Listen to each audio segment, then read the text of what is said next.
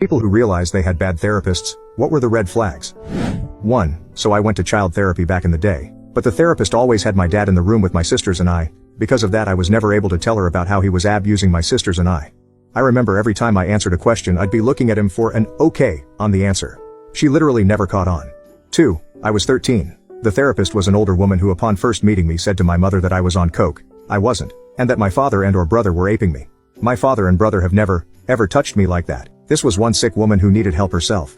3. When he was on the news for banging a client. It was his arrest photo because that's a crime. He was our marriage counselor, and he was married. So was the client.